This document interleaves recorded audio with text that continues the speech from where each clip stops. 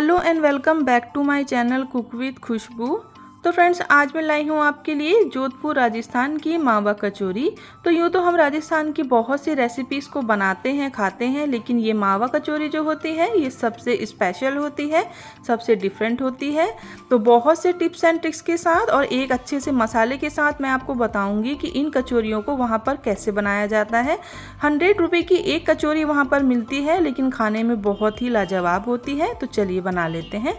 तो इसके लिए सबसे पहले मैंने 300 ग्राम के करीब ये मावा ले लिया है और मावे को हमें अभी सेकना है।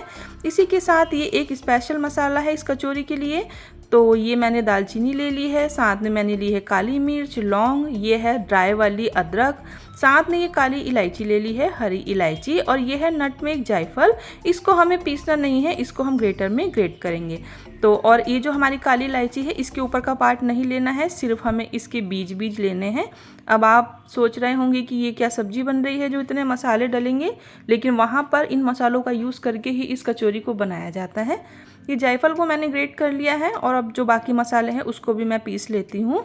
तो ये देखिए इस तरह से वो मसाले हैं सारे, साथ में ये हमारा जो नटमेग है उसको मैंने ग्रेट कर लिया है। सबको मिक्स करके अब हम एक साइड पे रख लेते हैं।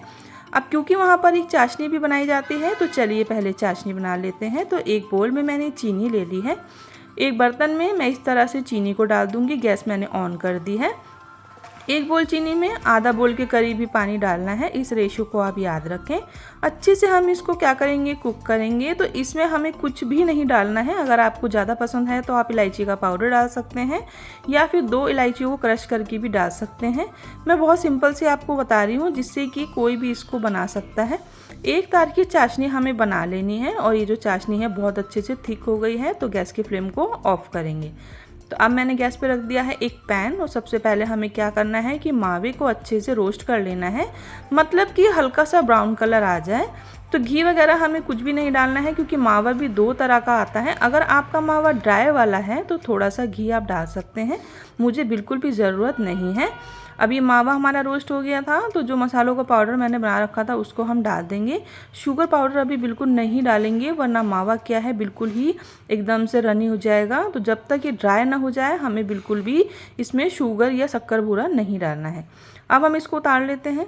तो ये देखिए कम से कम 15-20 मिनट जब ये बिल्कुल ठंडा हो गया तब मैं इसमें शक्कर भूरा डाल रही हूँ। आप चाहो तो चीनी को पीस कर भी डाल सकते हैं। अब थोड़े से मैंने ड्राई फ्रूट्स ले लिए हैं, बिल्कुल ऑप्शनल है। तो मैं इसमें काजू और बादाम को इस तरह से पीसीस करके डाल रही हूँ।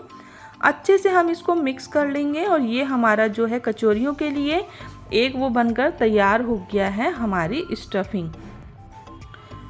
तो अब चलिए बना लेते हैं। तो सबसे पहले मैंने ये मैदा ले लिया है। अब मैदे में हम आधा चम्मच तो डाल लेंगे नमक और एक हम थोड़ा सा कम से कम हमें 1 लैडल के करीब हमें इसमें डालना है रिफाइंड ऑयल। तो आप चाहे तो घी का यूज़ भी कर सकते हैं। सबको हाथों से अच्छे से हम मिक्स कर लेंगे और थोड़ा थोड़ा पानी डालकर इसका एक बढ़िया सा जो है हम डो लगा लेंगे। तो डो हमारा सॉफ्ट होना चाहिए।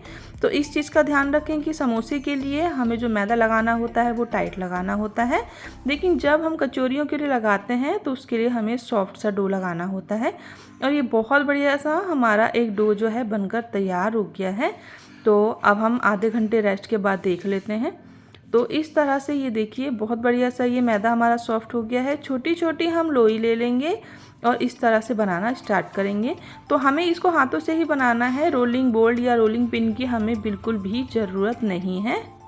इन कचौरियों को हाथों से ही बनाया जाता है। तो जैसे मैं इसको बना रही हूँ बीच से मोटा और साइडों से हमें इस तरह से करना है जैसे कि एक कटोरी होती है, इस तरह से शेप देंगे। अब बीच में हम रख देंगे इसमें मावे की स्टफिंग।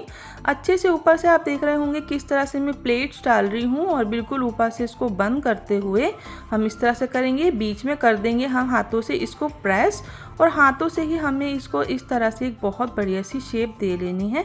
तो आप देख रहे होंगे कितनी बढ़िया सी कचौरी बन गई है। हमें इसके लिए चकला या बेलन की बिल्कुल भी ज़रूरत नहीं है। तो सेम इसी तरह से मैं सारी ही जो कचौरी हैं उनको रेडी कर लूँगी और आप देख रहे होंगे कि बनाना बिल्कुल भी मुश्किल नहीं है। तो अब हम करेंगे इसको फ्राई। तो ऑयल को मैंने गर्म होने के लिए रख दिया था। तो इस चीज़ का ध्यान रखें कि ऑयल ज़्यादा तेज़ गर्म बिल्कुल भी नहीं होना चाहिए। और एक ट्रिक मैं आपको बताऊंगी कि किस तरह से इसको फ्राई किया जाता है। तो इस तरह से जैसे ये हल्की सी नीचे से सिकेंगी फटाफट से हमें इसको पलट देना है और उसके बाद सबसे अच्छी ट्रिक यही है कि हमें इसको एक बार में फ्राई बिल्कुल भी नहीं करना होता। मतलब आप देख रहे होंगे कि ये अभी कच्ची है, लेकिन मैं इसको इसी तरह से निकाल रही हूँ। तो कचौरी जो होती हैं उनको 2 बार में फ्राई किया जाता है, उससे इसका रिज़ल्ट बहुत अच्छा आता है। तो एक बार हल्का सा फ्राई करके सारी कचौरियों को निकाल लेते हैं। अब सेकंड राउंड की जो कचौरी है मैं उनको भी इसी तरह से जो है फ्राई कर रही हूँ। इनको भी हमें अलट पलट के हल्का सा ही ब्राउन करना है और उसके बाद कच्ची ही हम इसको निकाल लेंगे। तो ये देखिए, ये भी कचौरी हमारी हो गई है, इसको हम निकाल लेते हैं। तो अब हमें क्या करना है, मीडियम टू लो फ्लेम पर ही जो हमने हल्की कच्ची बनाकर रखी हैं कचौरियाँ, उनको हम डाल देते हैं। 2 मिनट हम ऑयल में इसको ऐसे ही छोड़ देंगे और उसके बाद आप देखना कि कितना बढ़िया सा ये एकदम से फूली हमारी बैलून जैसी कचौरियाँ बनकर तैयार हो जाएंगी। तो हमेशा आप ऐसे ही करें, कचौरियों को एक बार हल्का सा आप फ्राई करके निकालें और उसके बाद दोबारा से जब आप उनको डालेंगे तो आप देख रहे होंगे कि कितनी बढ़िया सी ये कचौरियाँ हमारी फ्राई हो गई हैं। तो सारी ही कचौरियों को हमें इस तरह से फ्राई कर लेना है। खाने में ये बहुत ही टेस्टी होती है और बनाने में बहुत ही आसान होती है। तो अब आपको मावा कचौरी खाने के लिए राजस्थान जाने की कोई ज़रूरत नहीं है, आप घर पे ही बहुत कम खर्च में इसको बनाकर तैयार कर सकते हैं। तो ये देखिए, अब हम इसको सर्व कैसे करेंगे मैं वो भी बता देती हूँ। तो इस तरह से एक ही कचौरी को हम लेंगे, बीच में करेंगे होल और कम से कम मैंने 2 से 3 कचौरियों को इसी तरह से रख लिया है। सबके बीच में मैं इस तरह से फिंगर से इस तरह होल बना लूँगी।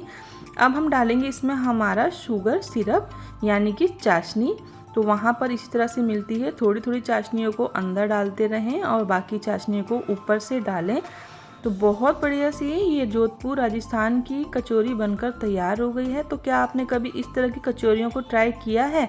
अगर हाँ तो मुझे कमेंट करना बिल्कुल ना भूलें। तो अगर आपको मेरी वीडियो पसंद आई हो तो आप मेरी वीडियो को लाइक करें और अगर आप मेरे चैनल पर नए हैं तो प्लीज़ मेरे चैनल को सब्सक्राइब कर लें और पास लगे बेल आइकन को प्रेस करना बिल्कुल ना भूलें, जिससे मेरी आने वाली सारी ही वीडियो की नोटिफिकेशंस जो है आप सभी को मिलती रहे।